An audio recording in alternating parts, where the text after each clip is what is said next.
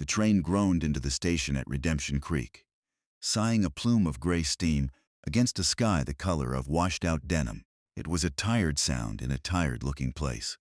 Dust, the fine silt of the high plains, coated everything. The raw lumber of the platform, the false-fronted buildings across the single street, the hopes of the people who waited. Elara Vance stepped down from the carriage, her grip tight on the handle of her single, scuffed valise. She kept her back straight, a habit learned from years of being told to make herself smaller. It was a contradiction she lived with. She was tall for a woman, with a frame built for work, not for display. Her face, which she knew was plain, was scrubbed clean and composed. It was a face that expected little and was seldom disappointed. She saw him immediately. Thomas Gable. He matched the description in his letters. A man of medium height with a prematurely florid face and a vest that strained at the buttons. He held a small, wilting clutch of prairie flowers. He was looking past her, searching the other disembarking passengers for the woman he had imagined from her careful, hopeful letters. Her letters had not lied, but they had not told the whole truth. They spoke of her skill in baking and mending, her steady temperament, her willingness to work hard. They did not, because they could not, describe the quiet set of her jaw or the competent, unadorned strength in her hands. They could not prepare him for a woman who was not delicate, not petite, not blushing. He saw her then. His eyes, small and assessing, flickered over her height, the plain brown of her dress, the unsmiling calm of her expression. A moment passed. The clutch of flowers in his hand seemed to wilt further. "Miss Vance?" he asked. The word, a flat stone, dropped in the silence. "Mr. Gable," she replied. Her voice was low and even. It did not waver. He took a half step back, a movement so small it was almost imperceptible, but she felt it like a physical blow. He looked from her face down to her sturdy shoes and back up again. The calculation was plain on his face, the swift and brutal arithmetic of disappointment. "There has been a misunderstanding," he said, not to her, but to the air beside her head. "You are not what I was led to expect." Elara said nothing. There was nothing to say. She had been led to expect a man of character. It seemed they were both mistaken. The small crowd on the platform, the station master, a few waiting ranchers, all fell silent. They were watching a quiet, public humiliation unfold. A man stood a little ways off, leaning against a freight wagon. He was tall and lean, dressed in worn denim and leather, his face weathered by sun and wind. He watched the exchange without expression, but his eyes, the color of a winter sky, missed nothing. He saw the way Thomas Gable refused to meet her gaze. He saw the way Elara Vance's spine remained ramrod straight. He saw the dignity she wore like a cloak. "I will not be able to honor our arrangement," Gable finished, his voice gaining a self-righteous edge. He dropped the flowers onto the dusty platform. They lay there, a small patch of defeated color. He turned without another word and walked away, his boots kicking up little puffs of indignation. The silence he left behind was profound. Elara stood alone, her valise in her hand, a woman delivered to a place that had not ordered her. The train sighed its gray steam once more and began to pull away, leaving her stranded. She did not watch it go. She looked at the town of Redemption Creek, a place that had rejected her before she had even set foot on its main street. Her funds were meager. Enough for the ticket here and little more. The return journey was an impossibility. She had burned that bridge, sold her few possessions to buy a ticket toward a future that had just evaporated on a dusty train platform. For a long moment, she simply stood. She felt the eyes of the town on her, a mixture of pity and cruel curiosity. She drew in a slow breath of the dry, sage-scented air. It was thin and sharp in her lungs. This was her reality now. This dusty, indifferent place. The man by the wagon pushed himself upright. Silas Blackwood had come to town for salt licks and fence wire, not for public spectacles. He was a man who preferred the company of his horses and the vast, silent bowl of the sky. But he had seen, and what he had seen had settled in him, hard and clear. He had seen a fool of a man dismiss a woman of substance. Elara finally moved. She bent down, her movements fluid and deliberate, and picked up the sad, crushed flowers. She held them for a moment, then walked to the station's rubbish bin and gently placed them inside. It was a final, quiet act, a burial of a hope. She turned and walked toward the town, her head held high. She did not know where she was going. She did not know what she would do. But she would not be broken on a train platform by a man with a tight vest and a small soul. She would walk, and she would find a way. Silas watched her go. He noted the steady, even pace of her walk. It was the walk of a woman who knew how to put one foot in front of the other, no matter the terrain. He turned his attention back to his wagon, his jaw set. He had his own work to do. But the image of her straight back and the quiet dignity of her gesture stayed with him, clear and sharp as a shard of glass. Elara found a room at the boarding house run by a widow named Martha Morrison. Martha was a woman whose face was a roadmap of past sorrows and present pragmatism. She had seen the whole affair at the station. "Gable's a fool," Martha said, handing Elara a key. "He wants a doll, not a wife. You're no doll." It was not meant as a compliment or an insult, simply a statement of fact. "The room is $4 a week, in advance." Elara counted out the coins from her worn purse. The transaction left her with almost nothing. "I'll need work," she said. Martha looked at her hands. They were clean and capable, with short, practical nails. "Can you cook?" "Yes." "Can you clean?" "Yes." "Good," Martha said, a flicker of something like respect in her eyes. "Kitchen needs help. You can work off your board and earn $1 a week besides. Breakfast is at 5. And so Elara's new life began. It was a life of small, deliberate actions. She rose before the sun, her hands in dishwater or flour. She scrubbed floors and baked bread, the simple, repetitive motions a balm to her bruised spirit, the bread especially. In the measuring and kneading, in the patient waiting for the rise, she found a quiet rhythm. A purpose. Her bread was good. It was more than good. It was honest. It had a firm crust and a soft, yielding crumb. It tasted of substance, of care. Soon, Martha was selling loaves out of the boarding house kitchen. The scent of it, warm and wholesome, began to fill the dusty morning air of Redemption Creek. The townspeople, who had first seen her as an object of pity or scorn, began to see her differently. They saw the woman who worked from dawn until dusk without complaint. They smelled her bread. They began to speak of her not as the woman Gable sent back, but as the baker at Morrison's place. It was a small shift, but it was a shift nonetheless. She lived in a state of quiet resignation. She had come west for a partnership, for a shared life. She had found only work. She had accepted this. She told herself it was enough to have a roof over her head, food in her belly, and the dignity of her own labor. It was more than many had.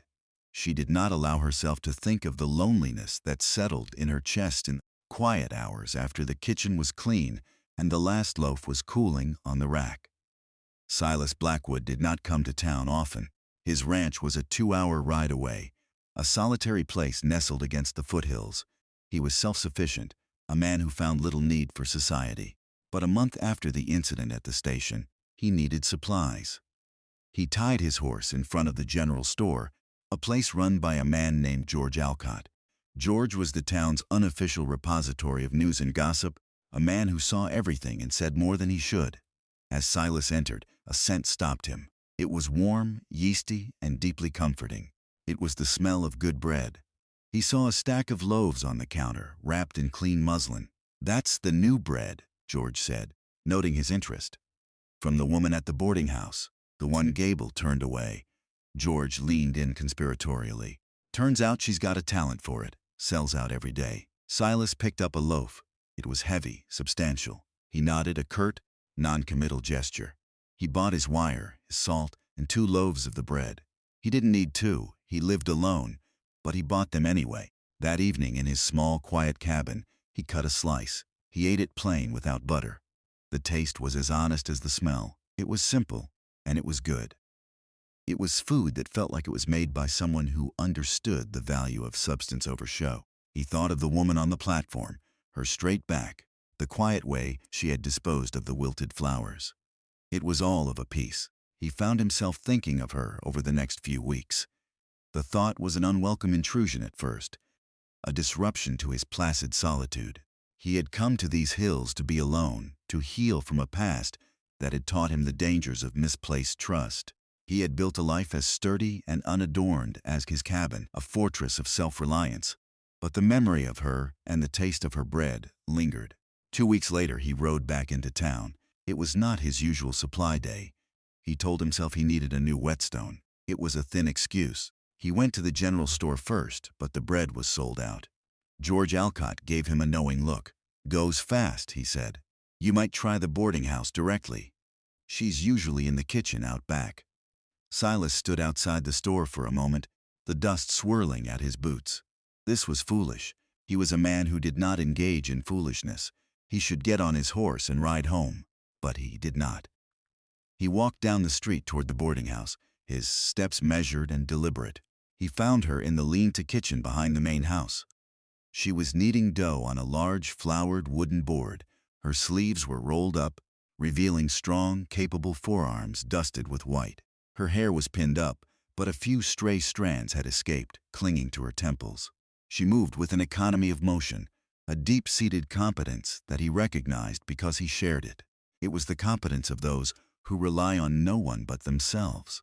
She did not hear him approach, over the rhythmic thud of the dough against the board. He stood in the doorway for a moment, just watching. The light from the open door caught the flour in the air, making it swirl like dust motes in a sunbeam. He was seeing her clearly, without the pitying or curious eyes of the town. He was seeing the work, the strength, the quiet focus. He cleared his throat. She started, her hand still in the dough.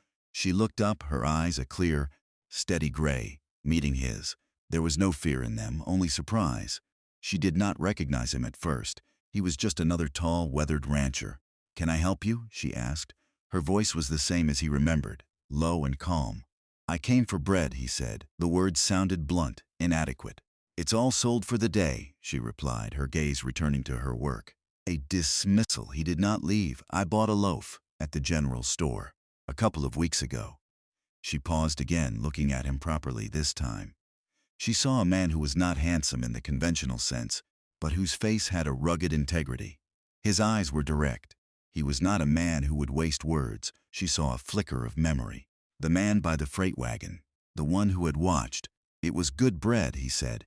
It was the highest praise he knew how to give. She gave a small, almost imperceptible nod. "Thank you." An awkward silence stretched between them, filled only by the buzzing of a fly near the window. He knew he should state his business and go, but he found himself rooted to the spot.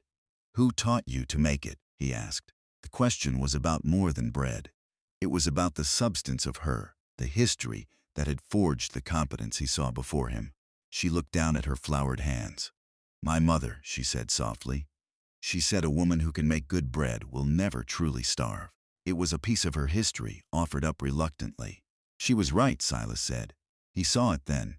A flicker of something behind her calm gray eyes. A deep, abiding weariness. A loneliness that matched his own. This was the moment of quiet recognition. He saw past the plain face, past the town's judgment, and saw a resilience that was as profound and beautiful as the unforgiving landscape they both inhabited. "I'll have 2 loaves next week," he said, making it a statement, not a request. "I'll come by for them.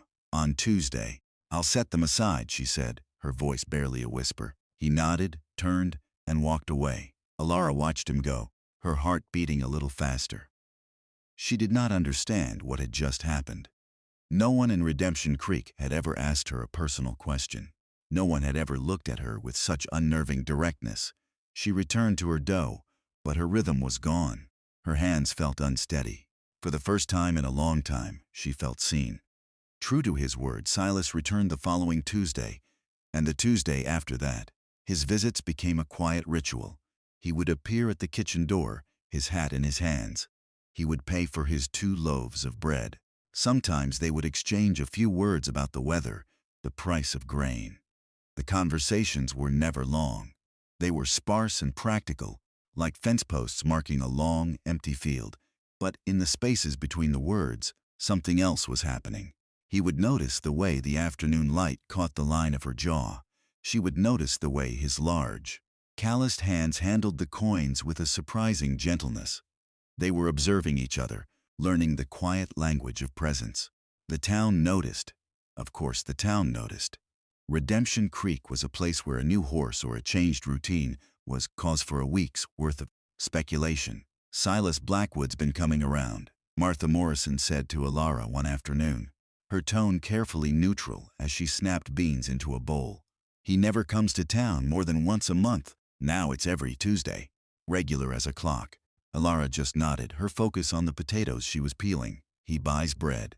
"A man alone doesn't need 2 loaves of bread a week," Martha observed dryly. "Half of it must go to waste." Alara did not reply. She knew Martha was right. She knew the bread was an excuse. The knowledge was a small, warm thing she kept hidden inside her, a secret ember she was afraid to breathe on, lest it go out. George Alcott at the general store was more direct.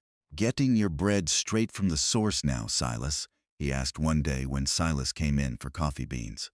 Silas met his gaze without flinching. "It's better fresh." "I'm sure it is," George said, a sly grin on his face. "She's a quiet one. Not much for talk." "There's enough talk in this town already," Silas replied, his voice flat. It was a clear signal, and George, for all his gossiping, was smart enough to heed it. He dropped the subject. Silas was not a man who cared for the town's opinion. He had built his life on a foundation of his own judgment, and his judgment told him that Alara Vance was a woman of rare quality. He saw the way she treated the boarding house children, with a gentle firmness that was never unkind. He saw the meticulous care she took with her work. He saw that she did not perform, she simply was. One Tuesday, he arrived to find the back gate to the boarding house yard hanging crookedly from a single hinge. It scraped a sad arc in the dirt every time it was opened or closed. He saw Alara struggle with it, her brow furrowed in frustration. He gave her the money for the bread and took the warm loaves. "The hinge is cracked," he said, his eyes on the gate. "I know," she said with a sigh. "Mr. Morrison passed before he could fix it, and Martha hasn't the funds to hire a man." Silas just nodded. He mounted his horse and rode away. The next morning, when Alara went out to the kitchen, the gate was fixed. A new sturdy iron hinge was securely in place. The gate swung smoothly and silently on its axis. There was no note, no sign of who had done it. But she knew. She ran her hand over the cool, solid metal. It was a small thing, a broken gate. But the repair was an act of quiet, practical care. It was a gesture that spoke a language she understood far better than flowery words or wilted bouquets. It said, "I saw your struggle. I fixed it." Her hand trembled slightly as she touched the new hinge. He had paid attention. He had seen a need and met it, without expectation of thanks, without any fanfare at all. The ember of hope inside her, the one she had so carefully guarded, glowed a little brighter. She allowed herself, for the first time, to breathe on it. When he arrived the following Tuesday, she was waiting by the door. "Thank you," she said, her voice soft. For the gate, he just gave a short, almost imperceptible nod. It needed doing. He looked at her, his gaze direct and serious. "A thing that's broken should be fixed, if a man has the skill." They stood in silence for a moment, the words hanging in the air between them. He was talking about more than the gate. They both knew it. He was talking about lives, about futures, about the possibility of mending what had been fractured. That day, he did not leave immediately after buying the bread. He lingered, leaning against the doorframe. "I was raised in the East," he said, his voice quiet. "In a city. I never liked it. Too many people, too much noise. A man couldn't hear himself think. It was the most he had ever said about himself." Alara listened, her hands clutching a dish towel. She was learning the shape of his past. "So I came out here," he continued. "Bought a piece of land no one else wanted. It's hard country, but it's honest." "Yes," she whispered. "It is." She understood that. She, too, had come to appreciate the stark honesty of the land. It made no false promises.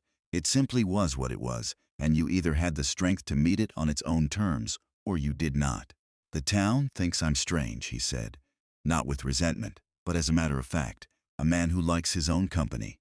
"The town thinks I'm plain," she countered, the words leaving her before she could stop them. It was a truth she had never spoken aloud.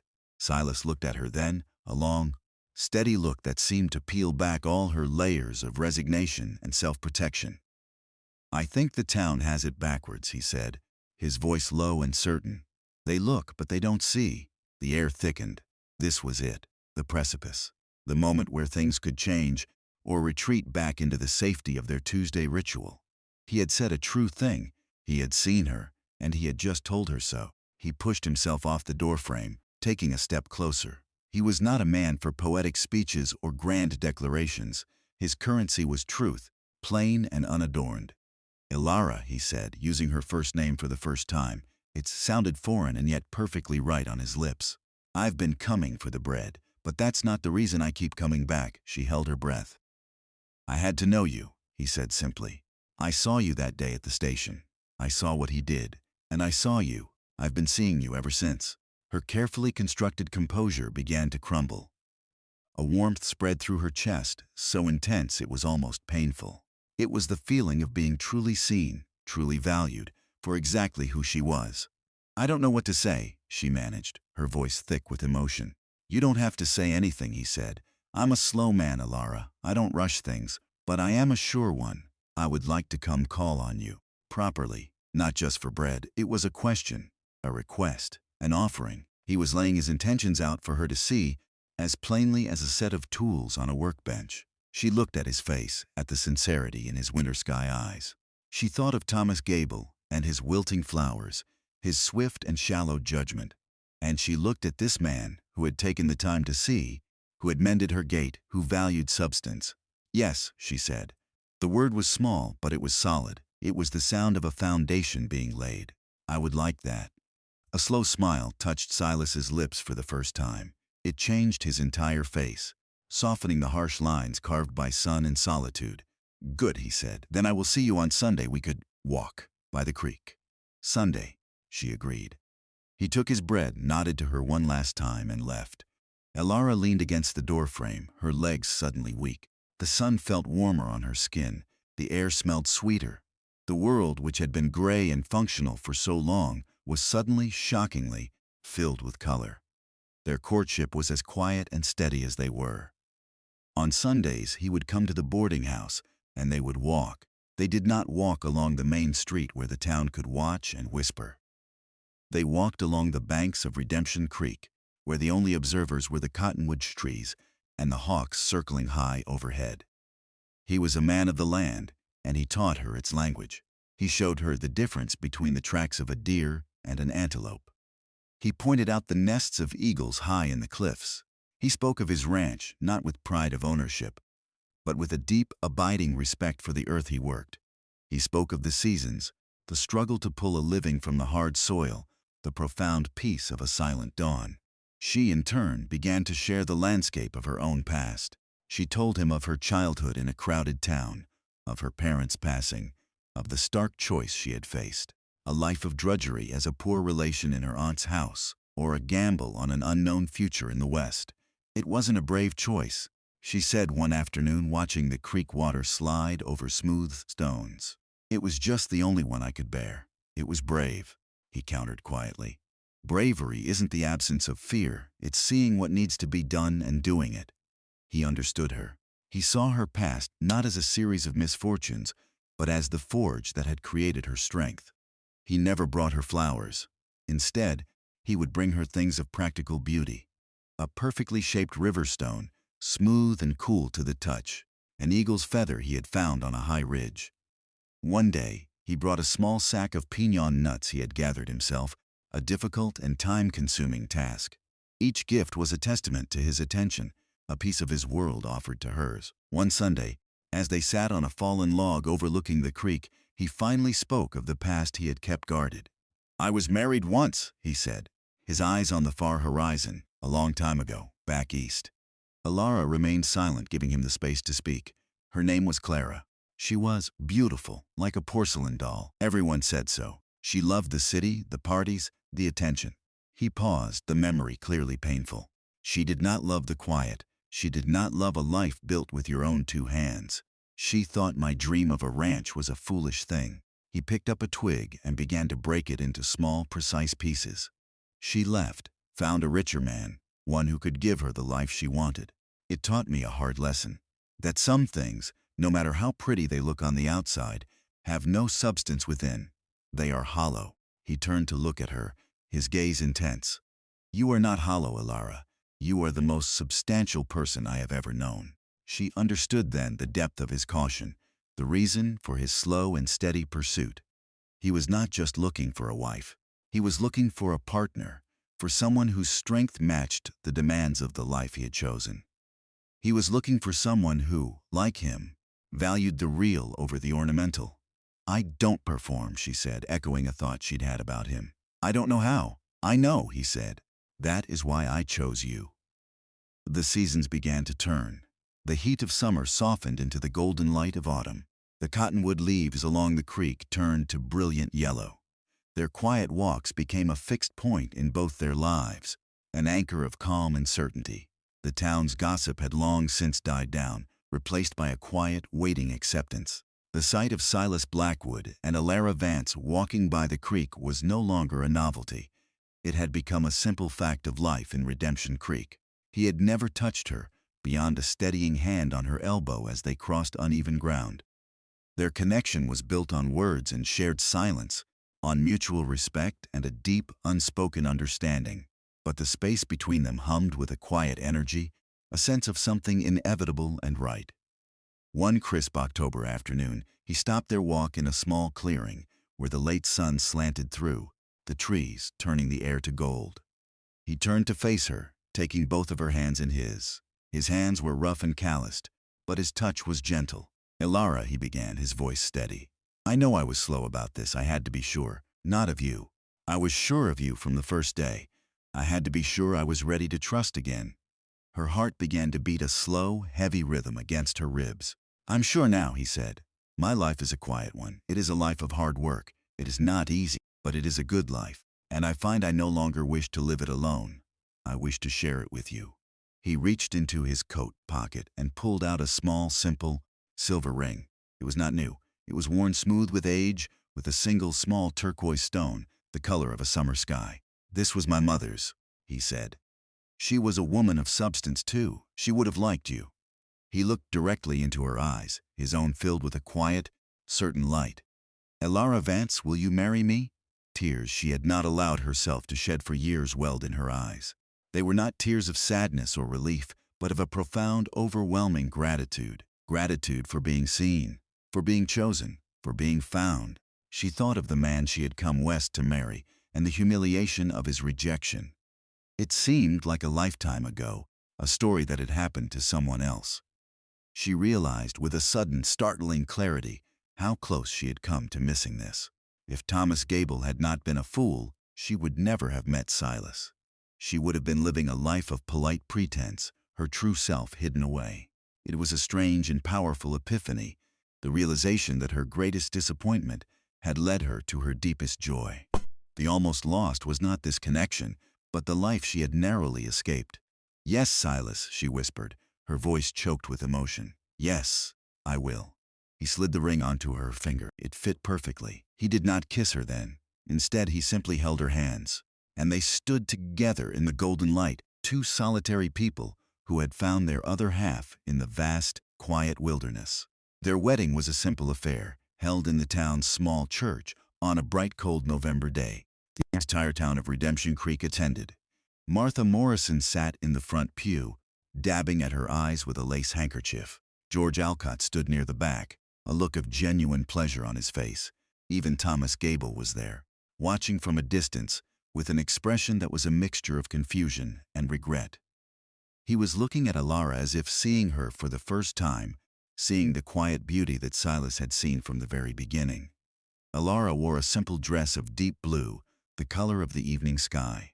She did not look like a blushing bride. She looked like herself, calm, strong, and certain. As she stood beside Silas at the altar, she felt not a flutter of nervousness, but a profound sense of peace.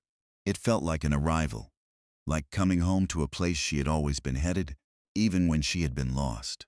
When the preacher pronounced them man and wife, Silas turned to her. He gently lifted her veil, and in front of the whole town that had once pitied her, he kissed her. It was not a passionate kiss, but one of quiet promise, of deep and abiding commitment. It tasted of honesty and home. The life they built together was like the house Silas had constructed, with his own two hands, solid, practical, and filled with a quiet warmth. The ranch was a hard place, demanding constant work, but they faced it as a team. He worked the land, and she made their cabin a home. Her days were still filled with the familiar rhythms of baking and mending, but now the work was for them. It was not labor for survival, but an act of creation, of building a shared life. The silence of the ranch was not an empty one. It was filled with the comfortable presence of each other. They would work side by side for hours without speaking, each knowing the other's thoughts, moving in a seamless choreography of partnership. Their conversations, when they came, were quiet and meaningful, stripped of all pretense. Years passed. The sharp edges of their solitude softened, worn smooth by the steady rhythm of their life together. A son was born, a sturdy boy with his father's quiet eyes and his mother's steady hands. Then a daughter with a laugh that filled the small cabin with light. The house was no longer just a shelter. It was a home, alive with the sounds of a family. The community's perception, which had once been so critical, had transformed into a deep, quiet respect. Silas and Alara Blackwood were seen as a pillar of the community, an example of what a true partnership looked like. Their story became a local legend, a quiet testament to the idea that true value often lies hidden beneath a plain surface. One evening, 30 years after Alara had first stepped off the train in Redemption Creek, she stood on the porch of their home. The ranch had prospered under their care. The small cabin had been expanded, room by room, to accommodate their growing family and, now, their grandchildren. The sun was setting, painting the vast sky in hues of orange and purple. Silas came to stand beside her, his arm wrapping around her waist as naturally as breathing. He was older now, his hair streaked with gray, his face a testament to a life of hard work under the open sky. But his eyes, when they looked at her, held the same steady light she had seen that first day in the kitchen. They watched the last sliver of sun disappear behind the mountains, settling the land into a deep, peaceful twilight. "Do you ever think about that day?" she asked softly. At the station, he was silent for a moment, his gaze distant. "I think about it sometimes," he said, his voice a low rumble. "I think about what a fool Gable was, and I feel a deep sense of gratitude for his foolishness." He tightened his arm around her. "He looked at you and saw a plain woman. I looked at you and saw my entire future." She leaned her head against his shoulder, a comfortable, familiar gesture practiced over thousands of evenings just like this one. The silver ring on her finger was worn thin, its turquoise stone a pale, beloved blue. "I am grateful," she whispered, "that you came to buy bread." "I am grateful," he replied, his lips brushing her temple, "that I asked who made it." They stood together in the fading light, two people who had found each other against all odds. Theirs was not a story of grand passion or dramatic romance. It was a quieter, deeper story, a story of the significance of small, deliberate actions, of the contrast between a shallow glance and the act of truly seeing. It was a story about the profound and simple beauty of a life built on competence, resilience, and a love as steady and enduring as the land itself.